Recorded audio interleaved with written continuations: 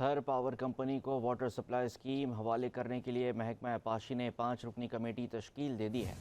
Committee کے سربراہ project director Thar coal water works project Farid Ahmed Memon ہوں گے۔ کمیٹی کو یہ ذمہ داری دی گئی ہے کہ وہ تھر کول واٹر سپلائی اسکیم مکمل ہونے کے بعد تھر پاور کمپنی لمیٹڈ کے حوالے کرے اور اس ضمن میں جتنے بھی معاملات ہیں وہ بھی دیکھے۔ مزید افصالات بتائیں گے ہمارے نمائندے شکیل نائچ، آگاہ کیجیے گا۔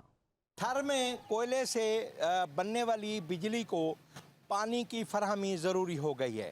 محکمہ آبپاشی نے واٹر سپلائی اسکیم منظور کر کے تھر کول پاور کمپنی کو حوالے کرنے کے لیے ایک 5 رکنی کمیٹی بنا دی ہے، جس کے سربراہ فرید احمد میمن ہیں، جو اس کے تھر کول واٹر سپلائی کے پروجیکٹ ڈائریکٹر ہیں۔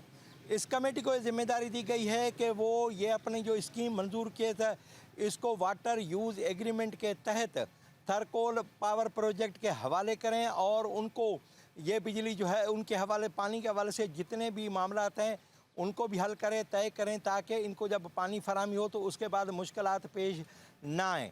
تھر میں جتنے بھی بجلی گھر اس وقت چل رہے ہیں ان کو پانی کی فراہمی ہوتی ہے اور پانی کی فراہمی کی وجہ سے ہی کوئلے سے بجلی بنتی ہے۔ اسی لیے تھر کول پاور لمیٹڈ کو انہوں نے یہ پانی فراہم کر دیا ہے۔ اب یہ جو اسکیم ہے وہ آئندہ چند روز میں ان کے حوالے کر دی جائے گی۔ 5 رکنی کمیٹی نے جو تھر کول پاور کمپنی ہے اس کے ساتھ باقاعدہ انہوں نے بات چیت بھی شروع کر دیا اور رواں ہفتے یا آئندہ ہفتے یہ منصوبہ ان کے حوالے کر دیا جائے گا۔ جی